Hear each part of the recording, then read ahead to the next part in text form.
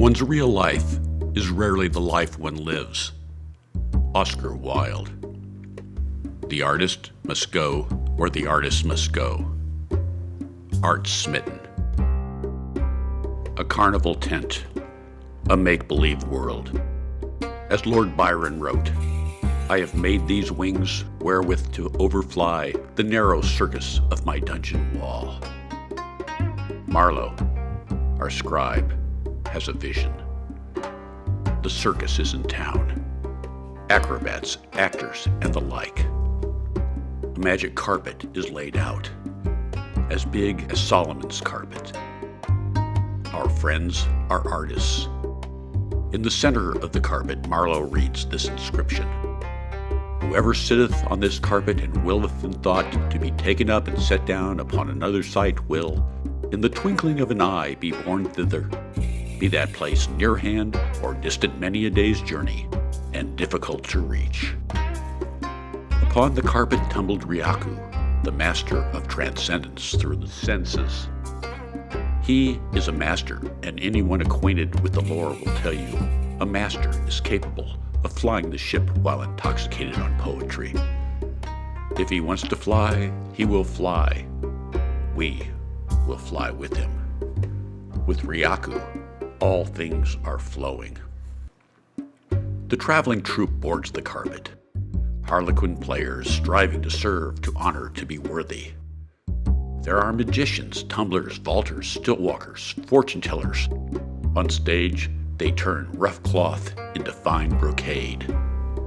Exquisite entertainments were conceived, the likes no one had invented. With a splash of changing light that gave us every mood, we performed a frieze of wild geese.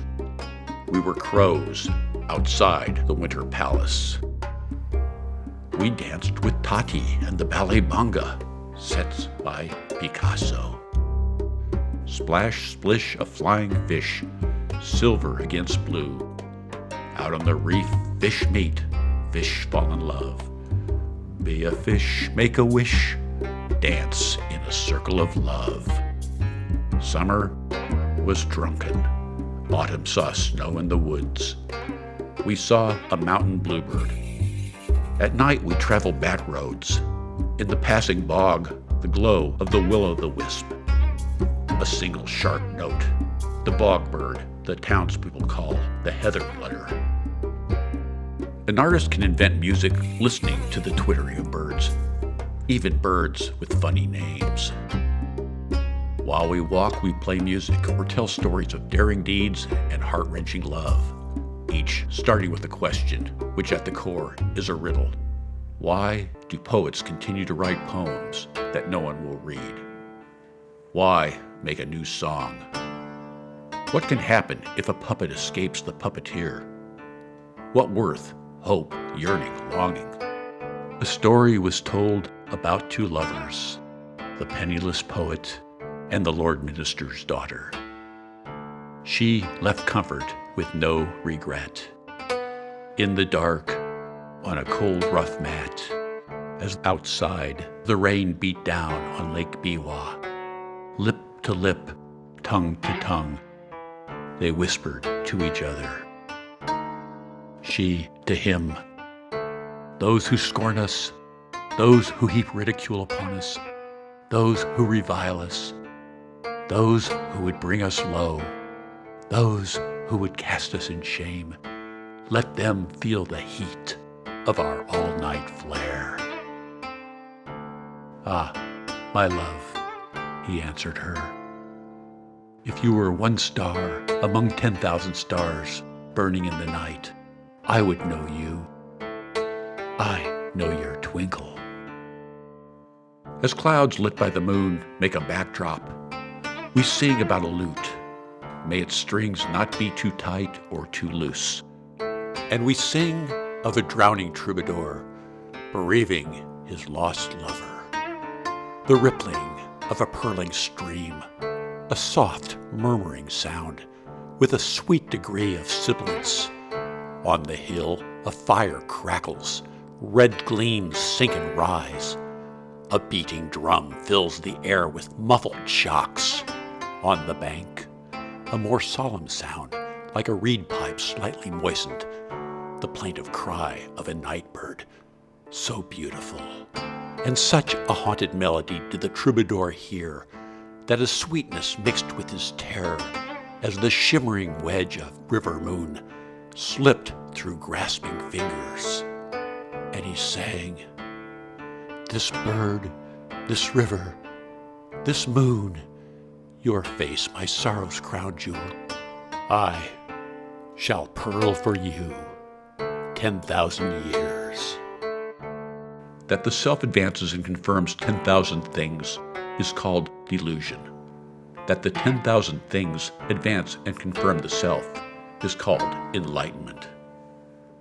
Under the bamboo, bamboo, bamboo, under the bamboo tree, two live as one live as two live as three, under the under the boo, under the bamboo tree.